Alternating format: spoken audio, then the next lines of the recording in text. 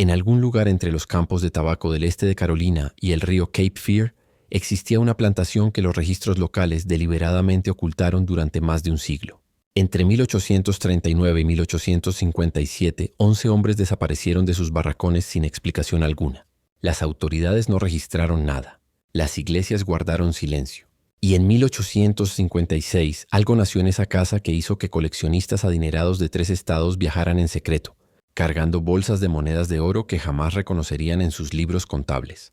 La existencia del niño quedó documentada en registros de nacimiento falsificados, contratos legales con fechas retroactivas y cartas cifradas entre familias prominentes, todo cuidadosamente escondido hasta que un incendio en el juzgado en 1923 reveló por accidente lo que todo un condado había conspirado para enterrar. Antes de continuar con la historia de la plantación Hollowest y el legado de la familia Vance, necesito que hagas algo por mí. Si te fascinan los verdaderos misterios históricos que difuminan la línea entre los hechos documentados y las aterradoras posibilidades, suscríbete ahora mismo. Y quiero saberlo. Deja un comentario diciéndome desde qué estado o ciudad nos escuchas. ¿Estás cerca de donde ocurrió esto? Descubrámoslo juntos. Lo que hace que este caso sea particularmente inquietante no es lo que se registró, sino lo que fue borrado sistemáticamente y por qué toda una comunidad eligió el silencio en lugar de la justicia. La plantación Hollowest se extendía sobre 470 acres de tierra, cada vez más agotada en el condado de DuPage, Carolina del Norte, a 7 millas al sur de la bifurcación del camino hacia Wilmington y Raleigh. Para 1839, la propiedad, que alguna vez había producido prosperidad durante 3 generaciones, se había convertido en un monumento al declive.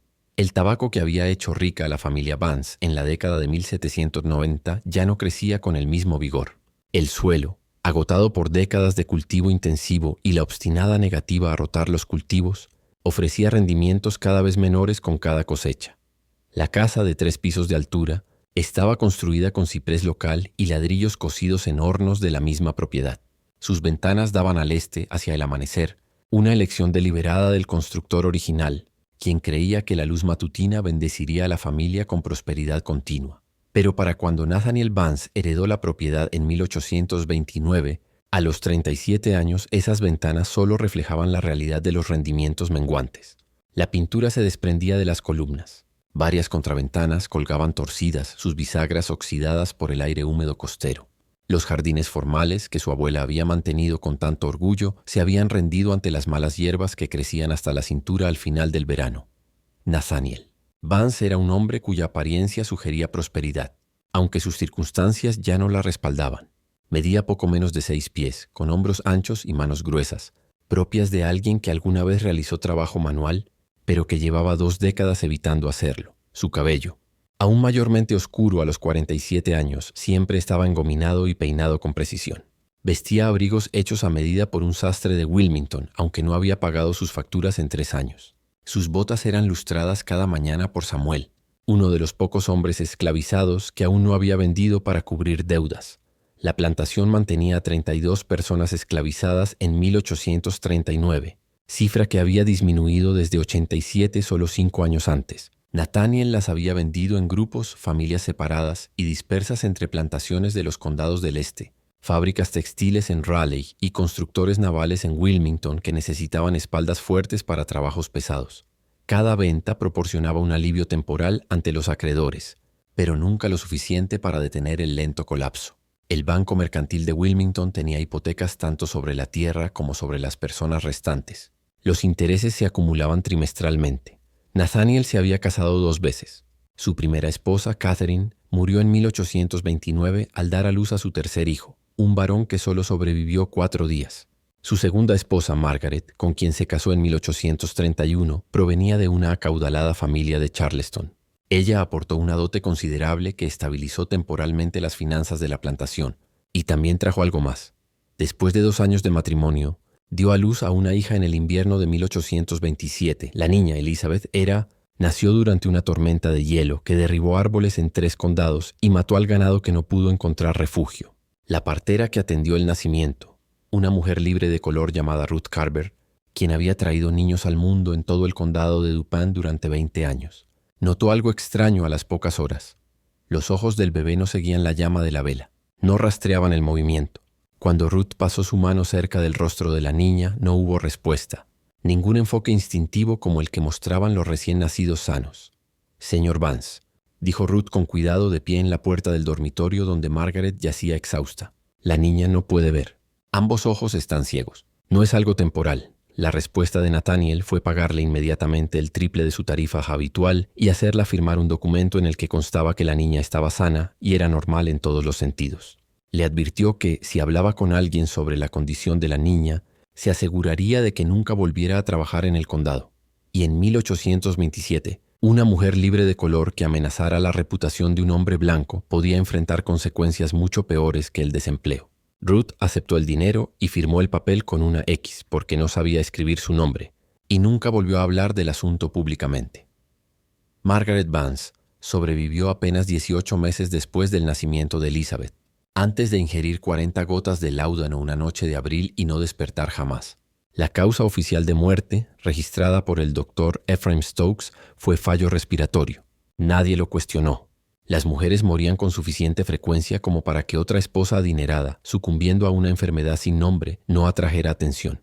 Fue enterrada en el terreno familiar detrás de la casa, bajo una lápida que solo mostraba su nombre, las fechas y nada más. Nathaniel crió a Elizabeth en casi total aislamiento. La niña creció confinada principalmente en el segundo piso de la casa, en habitaciones donde las ventanas permanecían cerradas con contraventanas. Aprendió a orientarse por el tacto y el sonido, con sus pequeñas manos deslizándose por las paredes, sus pasos cautelosos sobre los suelos de madera. Una mujer llamada Ada, una de las personas esclavizadas que trabajaban en la casa, cuidó de Elizabeth durante sus primeros años.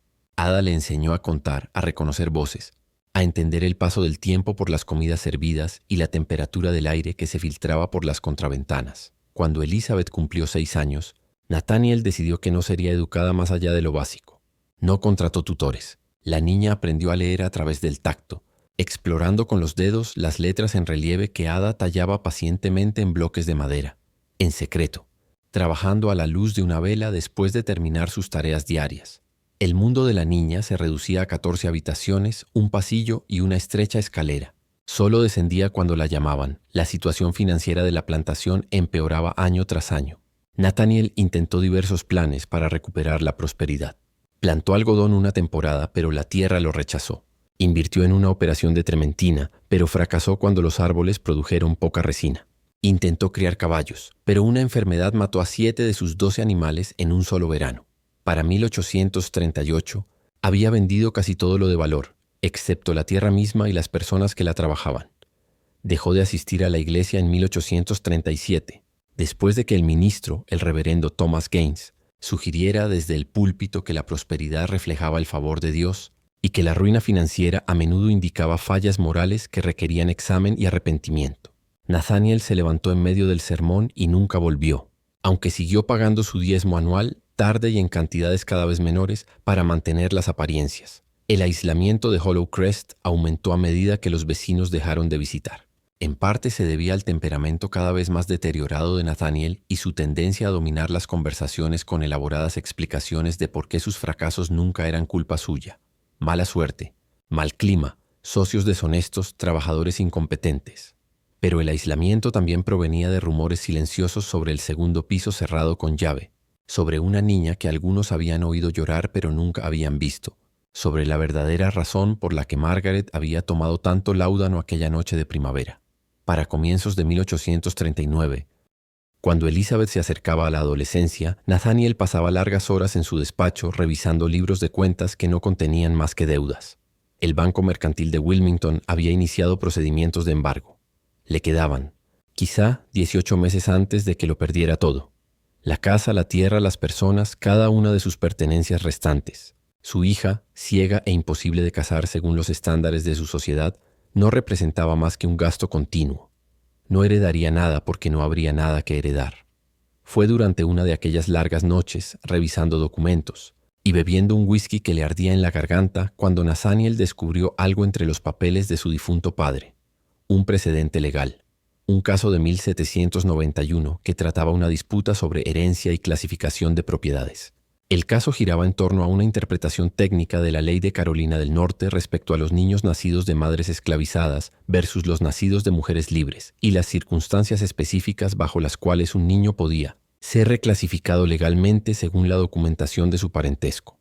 Los detalles eran complejos, llenos de lenguaje jurídico que Nathaniel tuvo que leer 3 veces antes de comprender sus implicaciones. Pero una vez que lo entendió, una idea comenzó a formarse, tan monstruosa, tan calculada, que habría parecido imposible de no ser por la desesperada matemática de la deuda que lo rodeaba. Su hija Elizabeth era libre y blanca por nacimiento. Pero si llegara a tener un hijo, y si la paternidad de ese niño pudiera documentarse de una manera específica, y si ciertos documentos legales se presentaran en un orden determinado, entonces ese niño podría ser clasificado no como su nieto, sino como propiedad de la hacienda.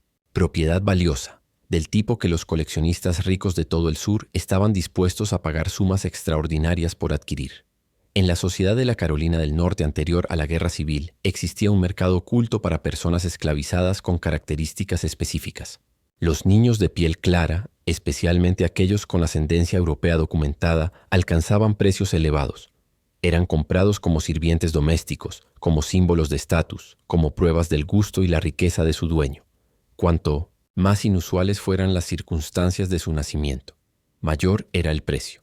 Y un niño nacido de una mujer blanca ciega, con una mezcla cuidadosamente documentada de ascendencia, sería lo suficientemente extraordinario como para atraer compradores dispuestos a pagar en oro, no en pagarés. Nathaniel se quedó en su despacho hasta el amanecer, trabajando los mecanismos legales. Necesitaría documentar todo correctamente. Necesitaría médicos que firmaran los papeles adecuados, testigos que pudieran ser de confianza, que recordaran solo lo que se les dijera que recordaran. Y necesitaría elegir a los hombres cuidadosamente, seleccionando rasgos que hicieran al eventual niño valioso. También necesitaría tiempo, varios años para ejecutar el plan antes de que el banco ejecutara el embargo. La primera luz del día entró por las ventanas del despacho, iluminando partículas de polvo suspendidas en el aire y el desorden de documentos legales esparcidos sobre el escritorio. Nathaniel Vance tomó su decisión. Salvaría su hacienda utilizando el único recurso que todos creían inútil: su hija ciega en el segundo piso, quien no tenía idea de que la desesperación de su padre estaba a punto de transformar su destino de maneras que jamás podría imaginar. La lógica moral de la esclavitud ya había enseñado a hombres como Nathaniel a ver a los seres humanos como propiedad, a valorarlos como mercancía, a calcular su precio en dólares y centavos. Lo que planeaba hacer era simplemente una extensión de esa lógica, aplicada a su propia sangre. Era monstruoso, sí, pero en una sociedad construida sobre cimientos monstruosos también era, según la retorcida razón de la época, legal, técnicamente legal. Lo suficientemente legal como para que, con la documentación correcta y el silencio adecuado de las personas adecuadas, pudiera funcionar. Afuera el amanecer se extendía sobre los agotados campos de la plantación Hollow Crest. Las personas esclavizadas salían de sus barracones para comenzar otro día de trabajo. Ada subió las escaleras para llevarle el desayuno a Elizabeth, y Nathaniel Vance comenzó a escribir cartas a 3 hombres que conocía, entenderían lo que estaba proponiendo y por qué, porque ellos también se estaban ahogando en deudas y también habían aprendido a ver oportunidad donde la gente decente solo veía horror. La conspiración estaba a punto de comenzar. La primera carta que escribió Nathaniel Vance fue dirigida al Dr. Ephraim Stokes, el médico que había atendido la muerte de Margaret y firmado el certificado que declaraba falla respiratoria como causa oficial. Stokes tenía una práctica en Kenansville, la sede del condado, donde servía tanto como médico como forense. Tenía 56 años, recientemente viudo y profundamente endeudado después de que la larga enfermedad de su difunta esposa consumiera todos sus ahorros.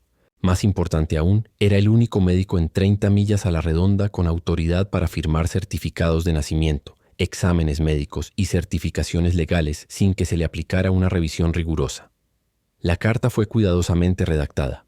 Nathaniel escribía sobre la necesidad de una consulta médica respecto al bienestar futuro de su hija, sobre ciertos arreglos legales que podrían requerir documentación profesional y sobre una compensación generosa y garantizada, sin importar las dificultades financieras de la hacienda. No especificó detalles. Hombres como Stokes entendían que ciertas conversaciones solo ocurrían en persona, en privado, donde ningún registro escrito pudiera surgir más adelante. La segunda carta fue dirigida al magistrado Calvin Pritchard. quien presidía los asuntos legales del condado de Dupin desde una oficina situada sobre un almacén de tabaco en Kenansville. Pritchard tenía 48 años. Era ambicioso y se sentía frustrado por sus limitadas oportunidades en un condado donde las familias adineradas establecidas controlaban la mayoría de los cargos de poder real. Había acumulado deudas de juego en Wilmington, deudas con hombres que no aceptaban pagos retrasados ni acuerdos negociados. Nathaniel sabía de esas deudas porque Pritchard se le había acercado 2 años antes pidiéndole un préstamo que Nathaniel había rechazado. Ahora, aquel rechazo se convertía en una herramienta de presión. La carta dirigida a Pritchard mencionaba un asunto legal que requería consulta experta sobre leyes de propiedad y estatutos de herencia, insinuando una compensación significativa por los servicios prestados. De nuevo, sin detalles concretos, solo lo suficiente para asegurar que Pritchard acudiría a Hollow Crest preparado para escuchar. La tercera carta fue para Thomas Harrington, quien operaba una correduría en Wilmington especializada en la venta de personas esclavizadas. Harrington tenía conexiones en todo el sur, con propietarios de plantaciones en Luisiana que querían sirvientes de piel clara, con mercaderes ricos en Charleston que coleccionaban adquisiciones exóticas y con compradores privados dispuestos a pagar precios altísimos por personas que cumplieran ciertos criterios. Harrington trabajaba a comisión, tomando el 20% de cada venta, y jamás había sido escrupuloso con las circunstancias que llevaban a alguien a su inventario.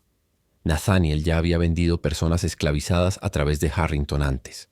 El hombre era discreto, eficiente y movido únicamente por el beneficio económico. Esta carta fue más directa. Nathaniel escribió que esperaba tener disponible en aproximadamente 2 años una adquisición única que atraería a coleccionistas serios.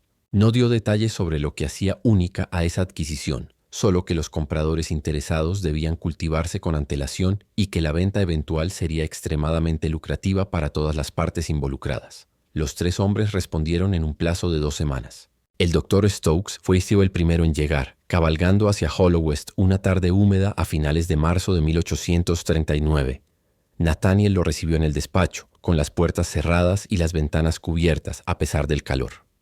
La conversación duró 3 horas.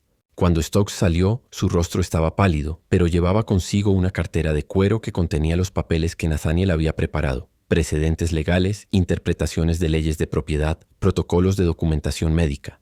Stokes se fue con un pagaré por $500, pagadero al completar ciertos servicios especificados. Firmó el acuerdo sin vacilar. El magistrado Pritchard llegó después de noche para evitar ser visto por demasiadas personas. Su reunión con Nathaniel duró más, casi 5 horas, porque los mecanismos legales eran más complejos. Clasificación de propiedad, las leyes sobre clasificación de propiedades, los requisitos de documentación, los procedimientos de registro, los plazos para presentar diversos certificados ante las autoridades del condado y del estado. Pritchard tomó notas detalladas. Cuando finalmente se marchó, bien pasada la medianoche, llevaba consigo copias de los estatutos pertinentes y un pagaré por $800. También llevaba la promesa explícita de Nathaniel de que aquellas deudas de juego en Wilmington serían saldadas por completo con las ganancias de la futura venta. Thomas Harrington no requirió una reunión en persona. Su carta de respuesta, redactada en el lenguaje codificado característico de su profesión, indicaba que comprendía exactamente lo que se le estaba proponiendo. Ya tenía en mente 3 compradores potenciales: un propietario de plantaciones cerca de Baton Rouge que coleccionaba adquisiciones inusuales, un comerciante de Charleston que dirigía un salón privado con sirvientes exóticos, y una acaudalada familia de Virginia que buscaba un tipo particular de símbolo de estatus. Los 3 pagarían entre $3,000 y $5,000 por la adquisición adecuada. La comisión de Harrington sería del 20%, como siempre. Sugirió que Nathaniel iniciara el proceso lo antes posible, ya que las condiciones del mercado eran favorables y la discreción estaba garantizada. Con sus conspiradores asegurados, Nathaniel se centró en la parte más delicada de su plan: preparar a Elizabeth. La muchacha se encontraba ya en el umbral de la adolescencia, desplazándose por su prisión del 2º piso con la confianza que dan los años de práctica. Ada seguía cuidando de ella, llevándole las comidas, leyéndole por las noches y ayudándola a bañarse y vestirse. Elizabeth confiaba plenamente en Ada. Esa confianza sería esencial. Nathaniel comenzó cambiando la rutina de su hija. En lugar de tomar las comidas en su habitación, ahora se le exigía bajar una vez por semana al comedor principal. Al principio estaba aterrorizada. Las escaleras eran un desafío que rara vez había intentado, pero Ada la ayudó, guiando sus pasos uno a uno hasta que aprendió la cuenta: 16 escalones hacia abajo, girar a la izquierda, 12 pasos hasta la puerta del comedor. Durante esas comidas, Nathaniel le hablaba a Elizabeth sobre el deber y la obligación familiar. Le decía que la plantación estaba en peligro, que podían perderlo todo y que debía comprender su papel en la preservación del legado familiar. Nunca mencionó detalles, aún no. Simplemente la fue acostumbrando a bajar, a seguir instrucciones, a aceptar que los planes de su padre no estaban sujetos a su comprensión ni a su aprobación. En mayo de 1839, Nathaniel comenzó la selección de los hombres. Examinó la población esclavizada de Hollow Crest con la frialdad de quien evalúa ganado destinado al mercado. Buscaba características físicas específicas, estatura superior al promedio, rasgos simétricos, piel lo más clara posible, sin defectos físicos visibles ni cicatrices. También deseaba hombres jóvenes, sanos y poco propensos a resistirse o intentar escapar después. El primer hombre seleccionado se llamaba Jacob. Tenía 24 años. Era alto y fuerte por los años de trabajo en los campos. Su madre había formado parte del servicio doméstico cuando el padre de Nathaniel dirigía la plantación.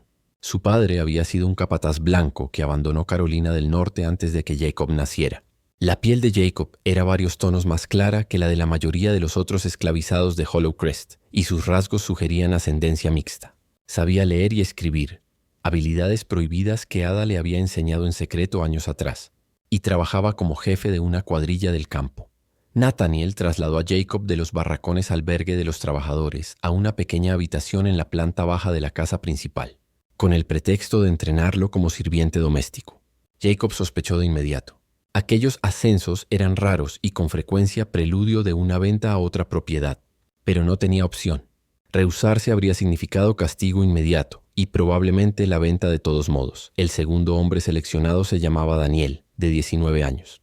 Era más bajo que Jacob, pero rápido e inteligente. Trabajaba en los establos, cuidando los pocos caballos que quedaban y las 2 mulas que tiraban del carro del tabaco. La madre de Daniel provenía de Virginia, vendida al sur tras la muerte de su antiguo dueño. Su padre, según los registros de la plantación, era desconocido, pero sus ojos claros y su cabello liso sugerían ascendencia europea, alguna mezcla en su linaje. El tercero era Isaac, de 22 años, que trabajaba principalmente en el taller de carpintería, reparando herramientas y edificios. Tenía un don para trabajar con las manos, creando uniones firmes y superficies lisas que duraban años. Era callado, observador y cuidadoso, cualidades que hacían que los capataces confiaran en él para tareas importantes, pero también cualidades que lo volvían peligroso, porque la observación silenciosa significaba que entendía mucho más de lo que mostraba. Nathaniel seleccionó a otros 8 hombres en las semanas siguientes, rotándolos en diversos puestos alrededor de la casa principal. Algunos trabajaban en la cocina, otros mantenían los jardines. Uno, un hombre llamado Samuel, que había estado con la familia durante 30 años, servía como ayuda personal de Nathaniel. Los 11 fueron aislados del resto de la población esclavizada, alojados por separado, alimentados mejor y con labores más ligeras. Los demás esclavizados en Hollow Crest notaron estos cambios y susurraban sobre ellos en las noches cuando terminaba el trabajo. Algo estaba ocurriendo en la casa principal. El amo Vance estaba planeando algo. Los hombres seleccionados eran todos jóvenes, fuertes y estaban siendo tratados con un cuidado inusual. Pero nadie sabía exactamente qué se avecinaba, solo que no sería bueno, porque nada que implicara la atención especial de Nathaniel Vance terminaba bien. Durante los años siguientes, Nathaniel perfeccionó su documentación legal. El magistrado Pritchard visitó Hollow Crest varias veces más, siempre de noche, para evitar ser visto. Revisaron los estatutos de clasificación de propiedades una y otra vez, asegurándose de que cada detalle fuera correcto. Prepararon múltiples versiones del certificado de nacimiento de Elizabeth, una verdadera y otra falsificada, que sugería que había nacido de una madre esclavizada. El certificado falso sería presentado años después, fechado retroactivamente en 1827, reemplazando al documento original en los registros del condado. Pritchard tenía la autoridad para hacer tales sustituciones, y nadie cuestionaría su autenticidad. El Dr. Stokes continuó con sus exámenes periódicos de Elizabeth, documentando su desarrollo físico con desapego clínico. Nathaniel le informó que el plan comenzaría cuando Elizabeth alcanzara la plena madurez, lo que, según los estándares y la comprensión de la época, significaba sus últimos años de adolescencia, cuando fuera físicamente capaz de tener hijos de manera segura. Elizabeth no sabía nada de esto. Continuaba su existencia limitada en el segundo piso, ajena a la conspiración que se tejía a su alrededor. Ada intentó varias veces encontrar la manera de advertirle, pero ¿qué podía decirle? La verdad era demasiado horrible, y pronunciarla significaría su venta inmediata y castigo. Así que Ada permaneció en silencio, ayudando a Elizabeth a aprender y crecer, sabiendo que un futuro terrible aguardaba a la muchacha. Era una ficción elaborada sustentada en una verdad espantosa. En el sistema legal de la Carolina del Norte anterior a la Guerra Civil, la condición de esclavitud seguía la condición de la madre. Si Nathaniel lograba crear documentación que sugiriera que Elizabeth era esclavizada, documentación que nadie cuestionaría porque él controlaba a los testigos y las autoridades, entonces su hijo sería automáticamente esclavizado también, sin importar su ascendencia real. El hecho de que Elizabeth fuera en realidad su hija legítima quedaría oculto entre mentiras cuidadosamente construidas, documentos retrodatados y el silencio de todos los involucrados. El magistrado Pritchard comenzó a preparar los documentos legales, registros de propiedad, transferencias de posesión, plantillas de certificados de nacimiento listos para ser completados años después. Cada documento estaba meticulosamente fechado y redactado, diseñado para crear una cadena legal inquebrantable. Pritchard trabajaba solo en su oficina sobre el almacén de tabaco, con las contraventanas cerradas y la lámpara encendida mucho después de la medianoche. Ningún escribiente lo asistía. Ningún otro abogado revisaba su trabajo. La conspiración tuvo éxito porque involucraba a muy pocas personas, y porque esas personas estaban impulsadas por la deuda o la codicia a mantener un silencio absoluto. Mientras tanto, Thomas Harrington cultivaba a sus compradores. Enviaba cartas cuidadosamente redactadas describiendo una futura adquisición que sería única en el mercado. Un niño de ascendencia mixta con circunstancias extraordinarias de nacimiento. Educado y refinado más allá de las clasificaciones habituales. No mencionó a Nathaniel Vance ni a la plantación de Hollow Crest. Solo escribió que la adquisición estaría disponible en aproximadamente 3 años y que los compradores serios debían preparar los fondos con anticipación. 2. De los 3 compradores contactados respondieron con gran interés y pidieron ser notificados en cuanto la adquisición estuviera disponible. De vuelta en Hollow Crest, los 11 hombres seleccionados continuaban con sus nuevas rutinas, aún sin saber exactamente qué planeaba Nathaniel para ellos. Sabían que algo andaba mal. El aislamiento, el trato especial, la manera en que Ada a veces los miraba con lo que parecía ser compasión. Pero en el sistema que controlaba sus vidas, cuestionar las intenciones del amo era inútil. Trabajaban, obedecían y esperaban descubrir qué nuevo horror los aguardaba. Ada sabía más que los hombres. Entendía por fragmentos de conversaciones escuchadas y por la forma en que Nathaniel miraba a Elizabeth durante esas cenas semanales que algo terrible se estaba preparando. Intentó una vez preguntarle directamente a Nathaniel qué planeaba. Él le dijo que si interfería o hablaba con alguien, con cualquiera, sobre lo que ocurría en la casa, la vendería inmediatamente a un campamento de Trementina, donde las mujeres esclavizadas solían sobrevivir menos de 2 años. Ada tenía más de 40 años. Había vivido en Hollow Crest desde joven. La amenaza fue suficiente para asegurar su silencio, aunque no su cooperación. No podía detener lo que se avecinaba, pero juró en secreto ayudar a Elizabeth a sobrevivir, fuera lo que fuese. A fines de 1843, la arquitectura de la conspiración de Nathaniel estaba completa. El doctor estaba asegurado, el magistrado preparado, el corredor tenía compradores listos. La documentación legal existía en forma de borradores, esperando solo fechas y detalles específicos para ser completados. Los hombres estaban seleccionados y aislados, y Elizabeth, ahora de 16 años, continuaba sus rutinas en el segundo piso, sin saber que su padre ya había trazado su futuro y el de su hijo para pagar sus deudas. Elizabeth cumplió 18 años en el invierno de 1845. Según los estándares de la Sociedad de Carolina del Norte anterior a la Guerra Civil, ya era mayor de edad, lo bastante para casarse, para tener hijos y para estar completamente sujeta a la autoridad absoluta de su padre sobre su destino. El Banco Mercantil de Wilmington le había dado a Nathaniel hasta enero de 1846 para pagar su deuda acumulada o enfrentar la ejecución hipotecaria. El plazo era ajustado, pero Nathaniel lo consideró suficiente. En la primavera de 1845, el doctor Stokes examinó a Elizabeth y certificó que estaba físicamente capacitada para quedar embarazada. El examen fue clínico e impersonal. Elizabeth, aislada toda su vida, no tenía forma de entender qué se estaba evaluando ni por qué. Stokes documentó todo y firmó el certificado médico que Nathaniel necesitaba para sus documentos legales. Lo que ocurrió durante los meses siguientes en Hollow Crest fue una violación sistemática de la dignidad humana que el marco legal de la esclavitud hacía posible. Nathaniel ejecutó su plan con fría precisión. Los 11 hombres, uno tras otro, fueron llevados a situaciones que no podían rechazar bajo amenaza de violencia, venta o muerte. Elizabeth, ciega y aislada, no tenía poder para resistirse al control de su padre. Ada, testigo de todo, era impotente para intervenir sin condenarse a sí misma. No es necesario detallar explícitamente esos meses para transmitir su horror. Lo importante es entender que no se trató de violencia nacida de la pasión o la ira, sino de una explotación calculada, documentada y planificada, ejecutada con la eficiencia sistemática de una transacción comercial. Los hombres involucrados fueron tan víctimas como Elizabeth, forzados a realizar actos que nunca habrían elegido, amenazados con consecuencias de las que no podían escapar. Para julio de 1845, el Dr. Stokes confirmó que Elizabeth estaba embarazada. El plan pasó a su siguiente fase: mantener el embarazo, preparar el nacimiento y garantizar que toda la documentación legal estuviera lista para el momento en que llegara él. Niño, Elizabeth pasó su embarazo en las mismas habitaciones del segundo piso, donde ella había pasado toda su vida en esas mismas habitaciones del segundo piso. Ada cuidaba de ella, llevándole comidas que la joven apenas tocaba.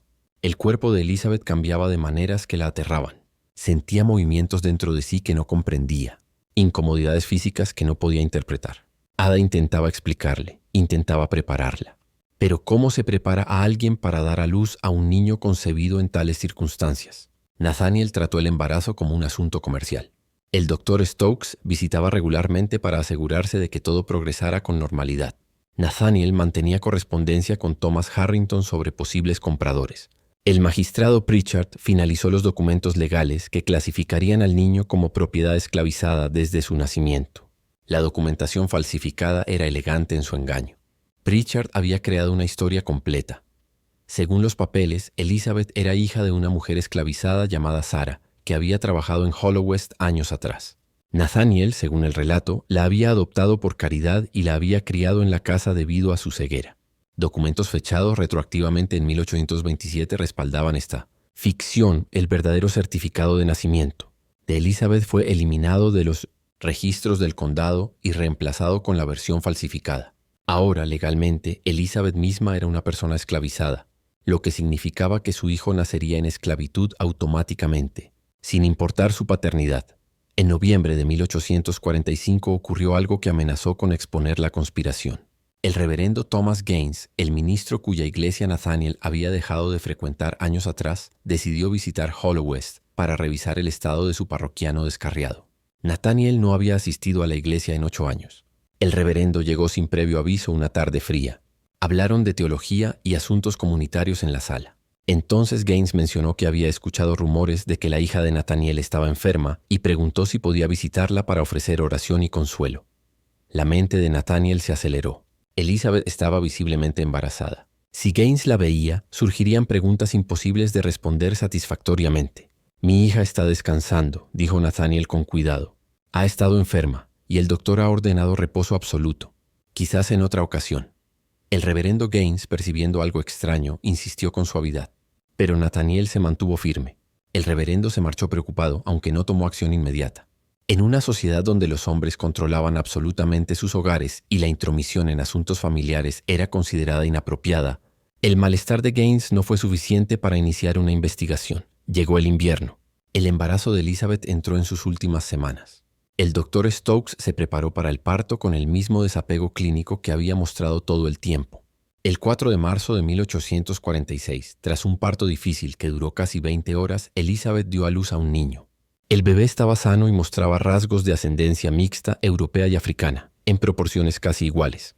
El infante era exactamente lo que Nathaniel había calculado: valioso.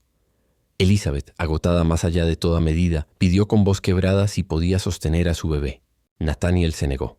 El niño fue llevado inmediatamente para ser documentado. Ada, de pie cerca, sintió que algo dentro de ella se rompía para siempre al ver a una madre privada de su recién nacido. El Dr. Stokes llevó al bebé abajo, al estudio donde el magistrado Pritchard esperaba con los documentos ya preparados.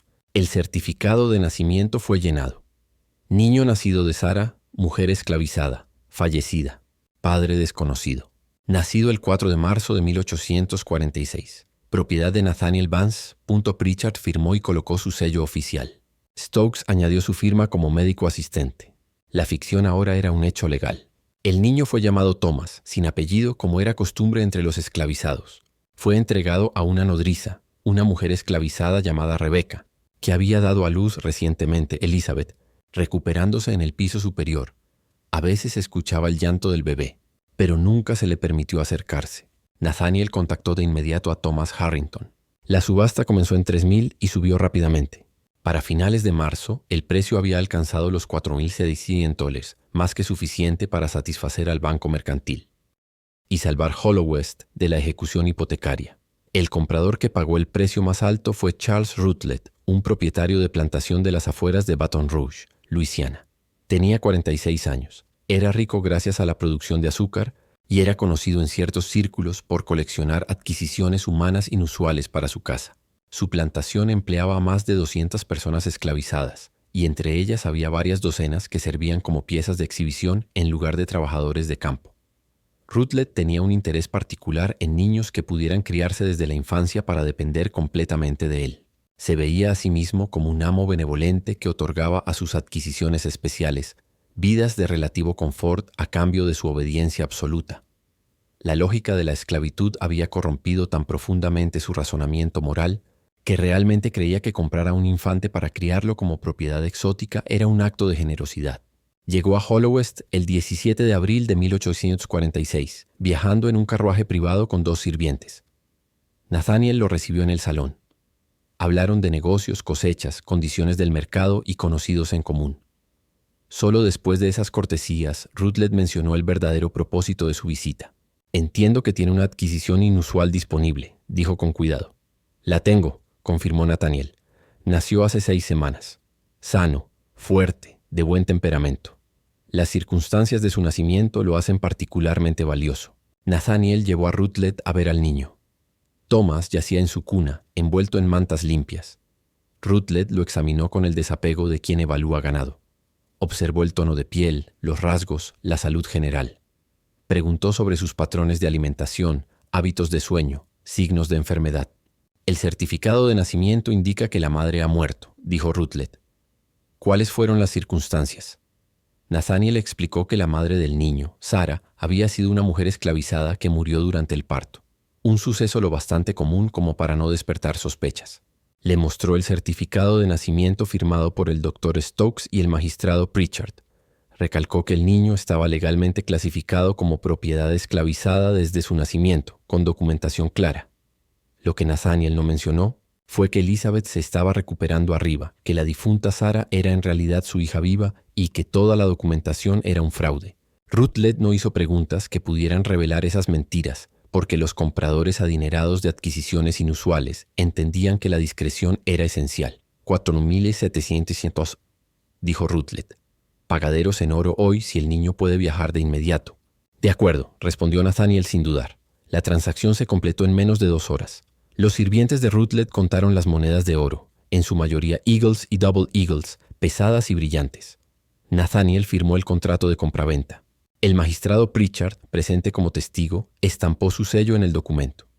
Rebecca, la nodriza, preparó a Thomas para el viaje. Lo envolvió en mantas calientes y recogió sus pocas pertenencias.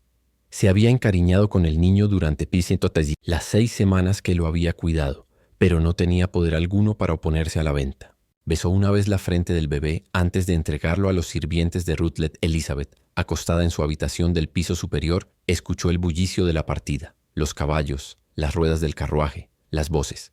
Ada se acercó a ella y le dijo en voz baja: «Se están llevando al bebé».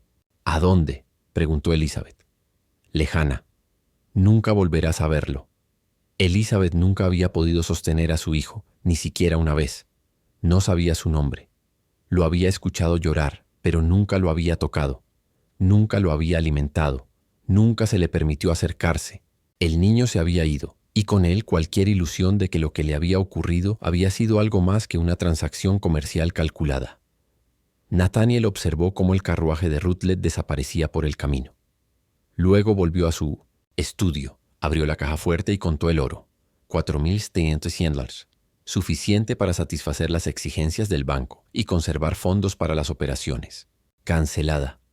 Hollow West fue salvada, pero la conspiración había dejado demasiados testigos, demasiadas personas que conocían fragmentos de la verdad. Nathaniel comprendía que su secreto solo era tan seguro como el silencio de quienes lo compartían. Y sabía que el silencio era difícil de mantener indefinidamente. La primera grieta en la conspiración apareció 8 meses después de la venta, en diciembre de 1846. Isaac, uno de los 11 hombres seleccionados, intentó quitarse la vida. Fue descubierto y detenido antes de lograrlo, pero el intento mismo reveló que la carga psicológica de lo ocurrido se estaba volviendo insostenible. Isaac no podía reconciliar lo que había sido obligado a hacer con la continuidad de su propia existencia. Nathaniel lo castigó por el intento y luego lo vendió a una plantación en Virginia. La venta cumplía 2 propósitos: castigo y eliminación de un testigo. Isaac desapareció del condado de DuPain, llevándose su conocimiento consigo, pero también difundiéndolo en fragmentos susurrados a las personas que conocía en su nueva ubicación. Ada permaneció en Hallowest, aún cuidando de Elizabeth, pero su actitud cambió. Se volvió retraída, hablaba menos, se movía por la casa de manera mecánica. Otros esclavizados notaron el cambio y le preguntaron qué sucedía, pero Ada no respondía. El peso de lo que había presenciado junto con su impotencia para impedirlo o denunciarlo aplastaba su espíritu día tras día. En marzo de 1847, exactamente un año después del nacimiento de Thomas, el estado psicológico de Elizabeth se deterioró bruscamente. Había permanecido retraída desde el parto. Comía poco, hablaba solo en monosílabos y pasaba sus días acostada mirando el techo sin ver. Ahora comenzó a tener episodios de gritos sin motivo. Se negaba a comer durante días y se aislaba tanto que Ada temía que nunca regresara a la realidad. Se llamó al doctor Stokes. La examinó y declaró que sufría de histeria nerviosa, un diagnóstico común en mujeres con angustia severa. Su tratamiento consistió en láudano y confinamiento. Elizabeth fue mantenida sedada durante semanas, viviendo en una niebla que no curaba nada, solo suprimía temporalmente los síntomas. Nathaniel consideraba su condición un inconveniente. Requería supervisión constante. Ada ya no podía cuidarla sola, por lo que Nathaniel tuvo que asignar a otra mujer esclavizada para ayudar. Esa atención adicional significaba más ojos, más oídos, más posibles testigos de que algo profundamente anormal ocurría en la casa. En junio de 1847, el reverendo Thomas Gaines volvió a intentar visitar a Elizabeth. Aún le preocupaba su encuentro anterior y había escuchado rumores en el pueblo de que la hija estaba gravemente enferma. Esta vez llegó sin previo aviso, con la esperanza de sorprender a Nathaniel desprevenido. Lo logró. Nathaniel estaba ausente en Cannonsville por asuntos de negocios cuando Gaines llegó. Ada abrió la puerta. El reverendo explicó que había venido a ofrecer consuelo espiritual a Elizabeth. Ada, agotada y desesperada, tomó una decisión que tendría consecuencias. Lo dejó entrar. Gaines subió las escaleras hasta la habitación de Elizabeth. La encontró acostada en la cama, delgada y pálida, los ojos abiertos pero sin ver, claramente sufriendo algo mucho más grave que una simple enfermedad. Se sentó a su lado y le hizo preguntas suaves. Al principio, Elizabeth no respondió. Luego, lentamente, comenzó a hablar. Le contó fragmentos de lo que había sucedido. No tenía palabras claras para describirlo todo, pero habló de encierro, de los planes de su padre, de hombres llevados a su habitación, de un embarazo y de un hijo que le fue arrebatado. La historia salió entrecortada e incompleta, confundida por la medicación y el trauma, pero Gaines entendió lo suficiente para quedar horrorizado. Cuando Nathaniel regresó esa noche y descubrió que Gaines había estado en la casa, sintió miedo frío por primera vez en años. Encontró al reverendo sentado en el salón, esperándolo. El producto de una enfermedad nada más. No te creo. Entonces créale al doctor Stokes. Créale al magistrado Pritchard. Créale a cualquiera en este condado que te dirá que mi hija ha estado enferma por años y que sus palabras no son de fiar. Gaines se marchó esa tarde, pero no quedó satisfecho. Comenzó a hacer preguntas en Cannonsville. Preguntas discretas sobre la familia Vance, sobre Elizabeth, sobre cualquier acontecimiento inusual en Hallowest. Se enteró del casi embargo del banco mercantil y del repentino pago que salvó la propiedad. Supo que Nathaniel había sido visto con grandes cantidades de oro a comienzos de 1846. Escuchó rumores sobre hombres esclavizados, mantenidos aislados en la casa principal durante largos periodos. Gaines acudió al magistrado Pritchard y le expresó sus preocupaciones. No acusó directamente a nadie. Sabía que eso sería peligroso, pero preguntó si había habido registros o transferencias de propiedad inusuales relacionadas con la finca Vance recientemente. Pritchard, que tenía cientos de dólares en oro de Nathaniel escondidos en su casa, aseguró al reverendo que todo lo relacionado con la familia Vance era completamente apropiado y legalmente documentado. Le insinuó que estaba entrometiéndose en asuntos que no le concernían y que continuar con esas indagaciones podría considerarse acoso hacia una familia respetable. La advertencia era clara. Gaines comprendió que seguir adelante lo convertiría en enemigo de la élite local. Era un ministro sin autoridad legal, sin poder investigativo y sin aliados dispuestos a desafiar a hombres como Nathaniel Vance y Calvin Pritchard.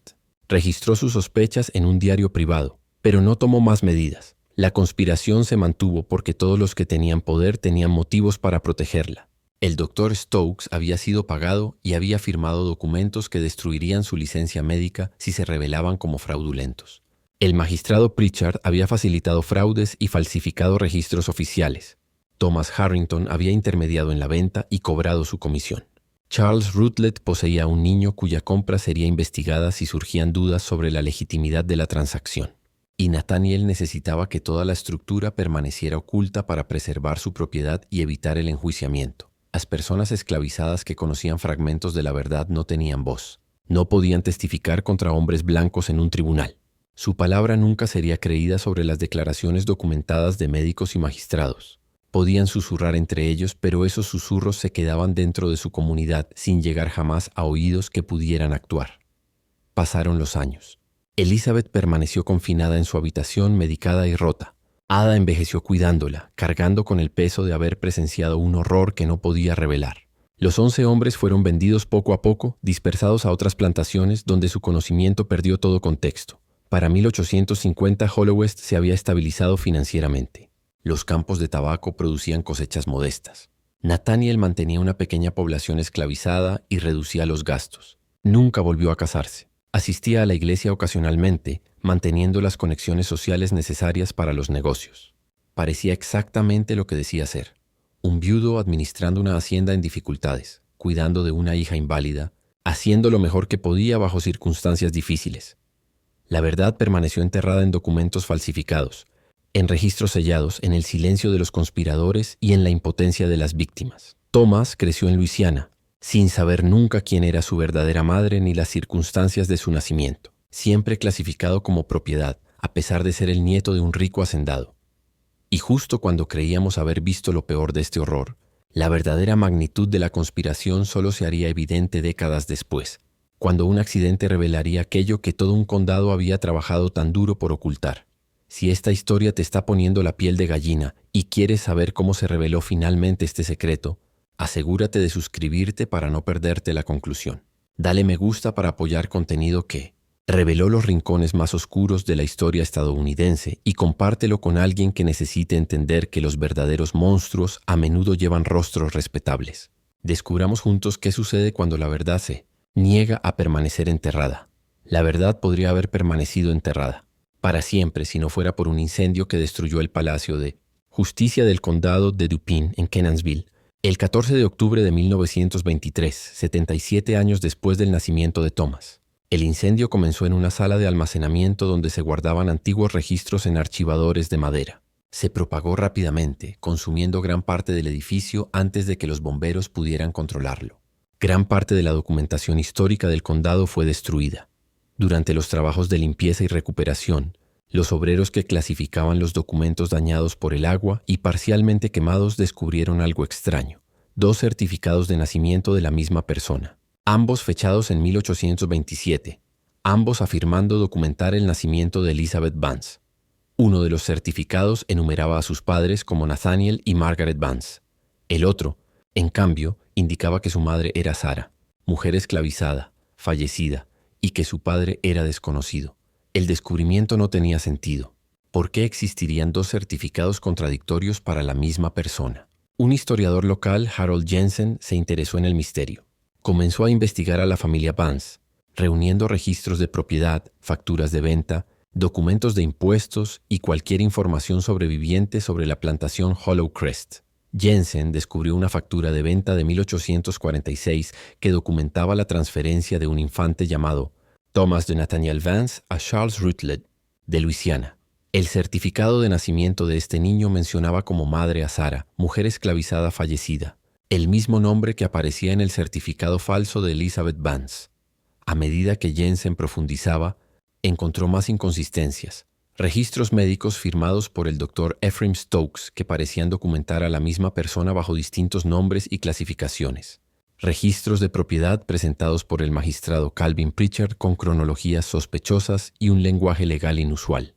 Cartas entre Nathaniel Vance y Thomas Harrington que discutían una adquisición en términos que sugerían algo más que una transacción común. Jensen publicó sus hallazgos en el Dupin County Historical Quarterly en 1924 bajo el título El misterio de la familia Vance, evidencia de fraude documental en registros de propiedad anteriores a la Guerra Civil.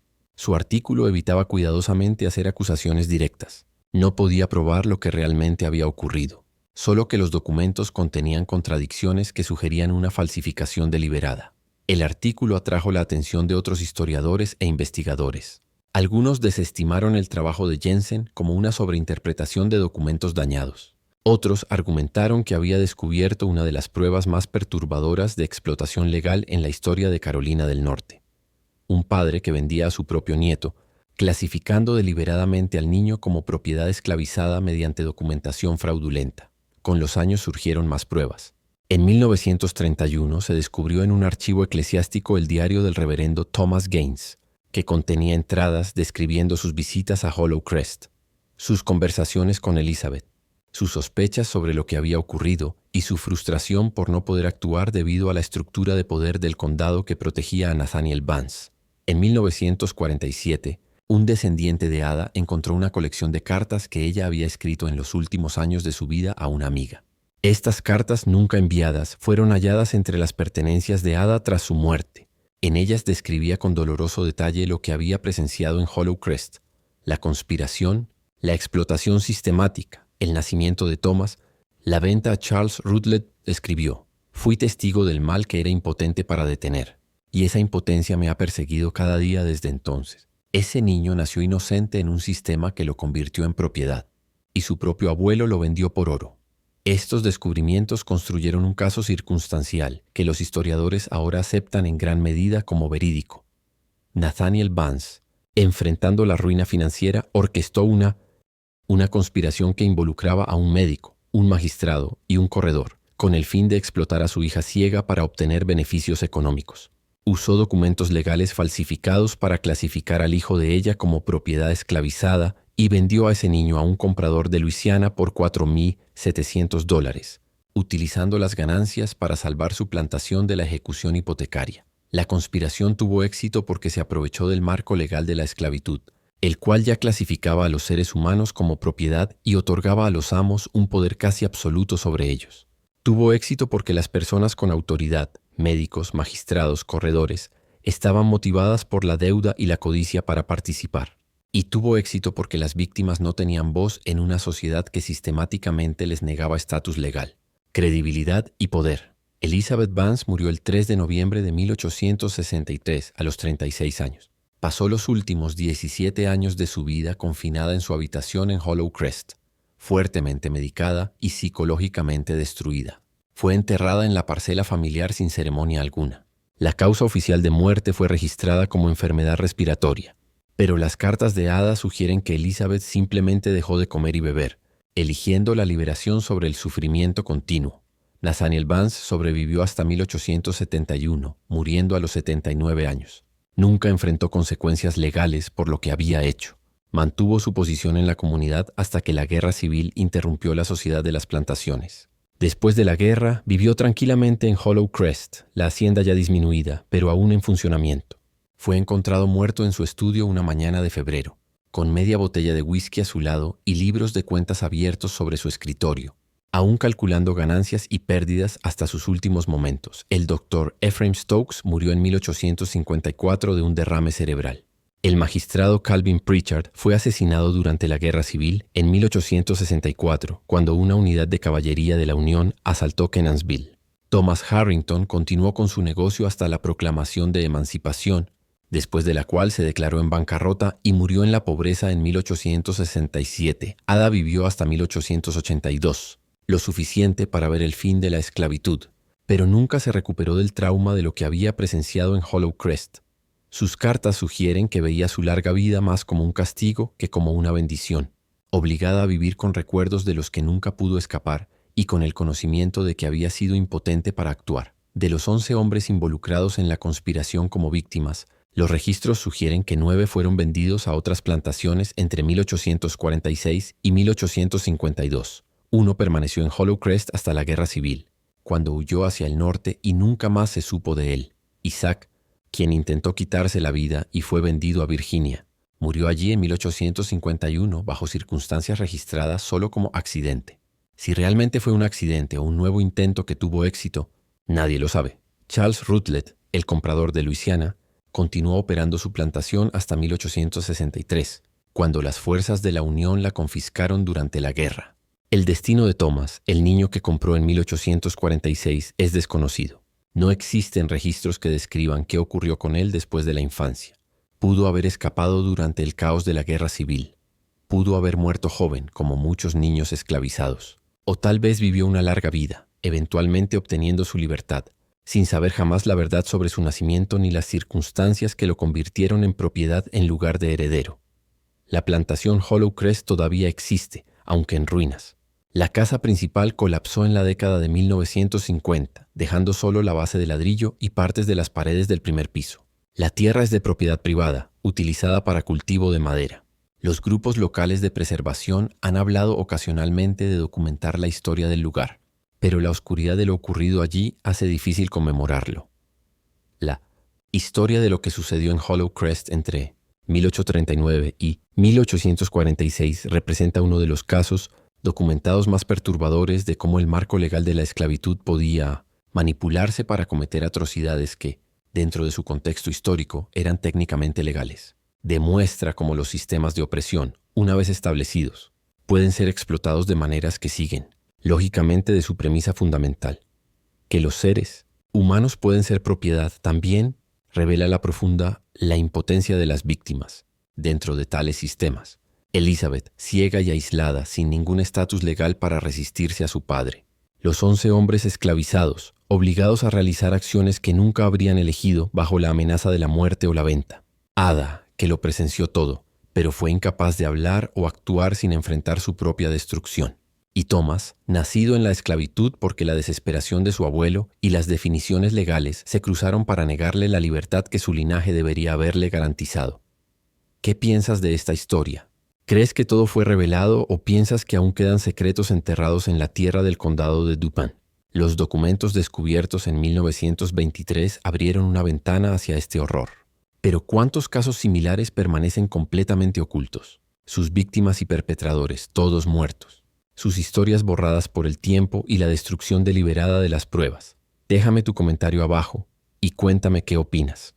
Si encontraste esta investigación histórica impactante y perturbadora, suscríbete a nuestro canal, activa la campanita de notificaciones para que no te pierdas ningún otro análisis profundo de los secretos más oscuros de América, y comparte este video con alguien que necesite entender que el horror no siempre es sobrenatural. A veces los verdaderos monstruos son humanos, y el verdadero terror proviene de los sistemas que les permiten actuar con impunidad. Nos vemos en el próximo video, donde desenterraremos otra parte de la historia que estaba destinada a permanecer oculta para siempre.